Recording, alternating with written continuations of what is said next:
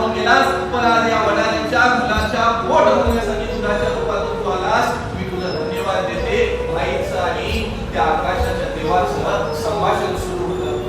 तेवढ्यात एक सायरन करत एक गाडी आली, करत गाडी समोर आली. त्याच्यातून एक काराकोट घालणारा पूर घालणारा एक साहेब खाली उतरला. त्याने बघितलं 12 वर्षाचा मुलगा छातीला लावून ही बाई टाइमपास करत आहे. तो बोलला, अरे बाई तू बारवी नाहीस का?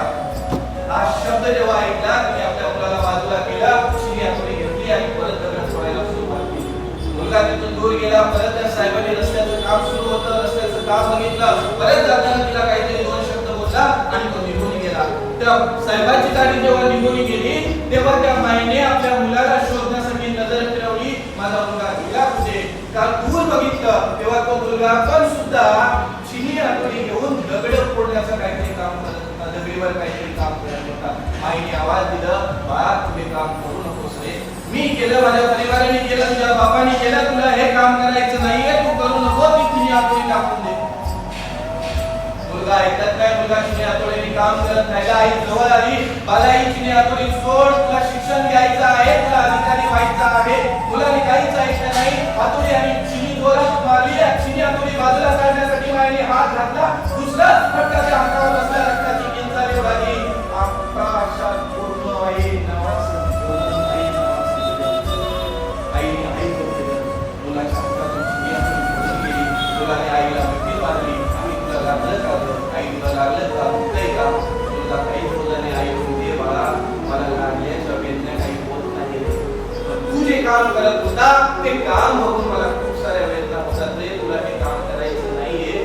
मुलाचा आणि आईचं जे संभाषण सुरू होतं रस्त्याने चालणाऱ्या एका शिक्षकाने बघितलं आणि जवळ आला. त्यांनी सर्व संभाषण ऐकलं. काय झालं ते दिलं. आईला एक फडकं दिलं. आई परत काम करायला गेली आणि त्या मुलाला ओरडलं, काय झालं होतं? काय केलंस? काय करत होतास तू? आईला कसं काय लागलं? त्या मुलाने दगडीकडे हात दाखवला आणि ते दगड होतं, रक्ताने माखलेलं होतं. दगड रक्ताने माखलं होतं. तो कपड्याने पुसून टाकलं तर त्या दगडावर गेलं होतं 20 काळे होणार. वय कसं होतं? 12 वर्षाचं पोरगा आपलं ध्येय निश्चित करतोय, मी काय होणार? साहेब होणार. आपण किती वयाचे आहेत आणि आपण आपले ध्येय काय निश्चित करतो? ही स्टोरी काही अशी कुठं वाचली नाही. महाराष्ट्रामध्ये खरी आणि सत्य घटना आहे. कधी तुम्ही युट्यूबला सर्च करा. वय वर्ष 12 त्या मुलाने आपलं ध्येय निश्चित केलं की मला साहेब व्हायचं आहे. एक माणूस आला, गाडीतून उतरला, माझ्या आईला गाडीवर म्हणाला. डोक्यामध्ये तोच विचार होता, मी या साहेबापेक्षा मोठा साहेब होणार. वर्ष निघून गेला, काळ निघून गेला. दिवस उघडला तो म्हणजे 2007 मध्ये महाराष्ट्रातून प्रथम, भारतातून 11वं, सोलापूर जिल्ह्यातील कळमळा तालुक्यातील देऊर गावातील वडाऱ्याचं पोरगा साहेब झालं. त्याचं नाव होतं बाळाजी बोंबले. रिसर्च करा तुम्हाला भेटेल. ही सत्य घटनावर आधारित होतं. 12 वर्षाच्या पोराने जर ध्येय निश्चित केलं आणि त्याने जर आपलं ध्येय पूर्ण केलं तर तुम्ही आता तर समजदार आहेत, तर तुम्ही सुद्धा तुमचं ध्येय नक्की निश्चित करू शकता.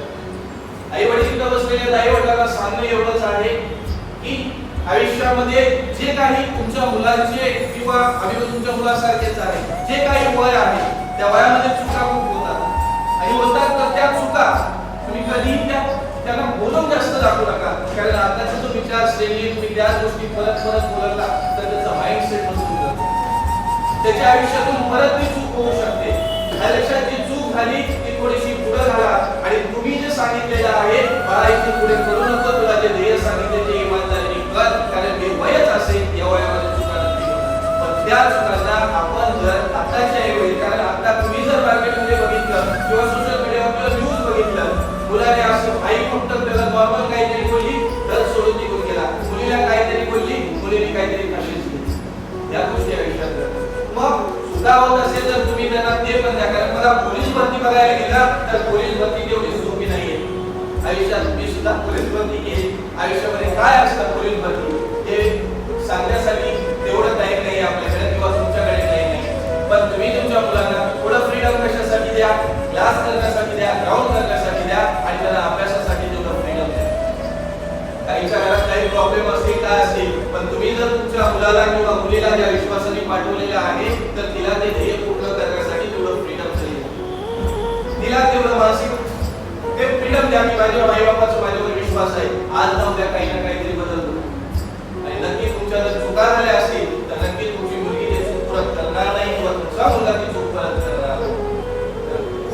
समजा आपण बसलेलो आहे, तुम्ही इथं आलात आणि लक्षात मी जास्त वेळ काय घेणार नाही, तर छोटीशी जे काही तुम्ही बसलेले आपण तुमच्या बोलण्यात घेऊन आलेले, माझ्या आयुष्यात माझे गुरु माझे सुद्धा आई वडीलच आहेत, तर त्या